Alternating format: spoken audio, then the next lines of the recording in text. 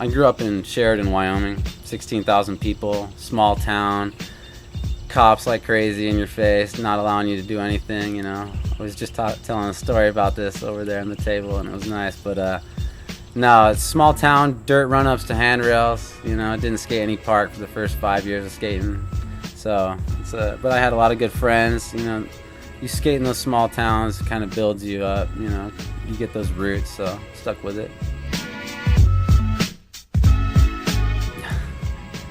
Oh man, honestly, I am so appreciative. I'm so happy that I grew up in those times, because I love what's happening in rollerblading nowadays, but you know, there was there was just this feeling like that I got when I saw Dominic Sagona, even though he was like on the tail end of FP, even though I was the very tail end, you know. But I saw these guys, Shane Scour, Josh Petty, you know, all these people just with their character, their style, and just hitting it hard, and you know, and hitting tricks hard, just being real thug about it. And it wasn't about like, you know, FP kind of had this rap, they're thug, they kind of, you know, like always partying, all that shit going on. But I'll tell you what, it was for me, like when I started skating with the guys, and fortunate enough to start getting into that group, you know, I really appreciated what FP stood for, you know, like the FP mentality, just to really just go out and just bang shit out.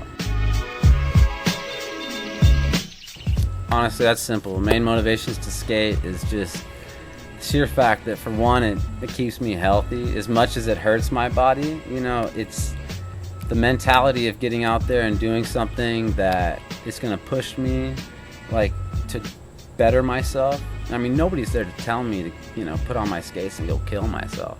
So the fact that when I get up on my skates and I go and do tricks, I have just this certain appreciation for myself as well as others, because, you know, when we fall, we go through these injuries, we get back up, we learn how to go back, you know, back at it, visualize what we're gonna hit, and just reattempt these things, kick our fear to the side, and go after our goals.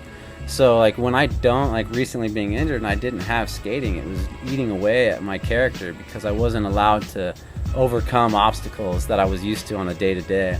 So I had to do that in my real life, which was working well, but there's something out of skating. So I'm motivated to just know that I feel alive. And Richard called me today and told me, "What are you wearing? What are you wearing, dog? Are you wearing shorts? Are you wearing shorts and a V-neck?" I said, "Dog, I'm not wearing a V-neck. You caught me off guard, neck quarter. Calm down. You know, like I don't wear that while I skate, but it doesn't even matter." And I was like, I wear shorts. I tell these guys all the time, Mason, I was talking to these guys, I wear shorts because my balls can breathe, all right? You know, we had this conversation in the car today. Like, you know, when I was a kid, I remember I skated and I wore shin guards and I was a little bitch. You know, excuse my language, but I didn't want to try any tricks unless I had my shin guards. I didn't want to, you know, do anything. And then I realized, like, when I'm wearing shorts, I commit to my tricks, I can see my feet better, and I just became accustomed to having that airflow. Yeah, for goals in rollerblading, like for instance, where I'm at now, I've traveled all over, right? I've made it all over the world. I've been so fortunate. I actually, some girl recently gave me like this little dream box that she got out here from Arizona.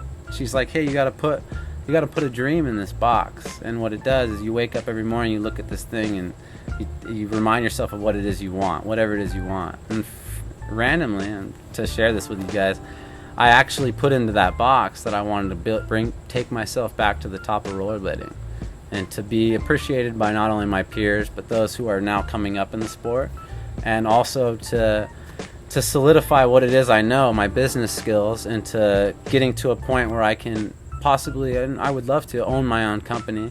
And because I feel like there's so much that I can do for skating. For me, my goals are really to not let myself fade out, and to utilize what I've gotten so far, and maybe take my name and some of that and the people that I know, my connections, and bring some back to the sport and give to kids what I got. The ability to get out of their areas, have great friends, travel the world, and teach themselves to be professional. I want those guys there. I want kids to see those faces, to know that the people that we looked up to are still receiving support from the industry, because it gives hope and lets people know that we're not just gonna like end up off this thing and into some random job, and rollerblading went off into the distance. You know, there it went. So that's what I felt like might have started to happen for me, and people, they see me fluctuate because I get injured so much, but I'm not going to be that. I don't want to be that, and I don't want to see guys like that pushed out. I would love it if some of the older guys that were there were more active, because they're not. Now you see them getting skates, and they're all skating again because rollerblading, it's weird, but it'd be nice if some of them didn't fall off and stayed there and became the business owners, because if they did, then we might have been a little bit better off. I think rollerblading needs, to an extent, a little bit more of a professional attitude when it comes to marketing, when it comes to paying attention to really what's happening in our sport. I see a lot of pros, they're questioning, well, what are the real sales? It's a huge thing that a lot of guys go through. What are the real sales?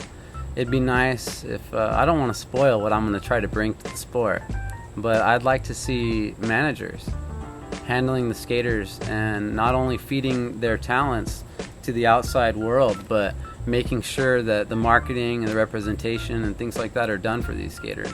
So I think it's going to take rollerblading to get a boost in that professional attitude.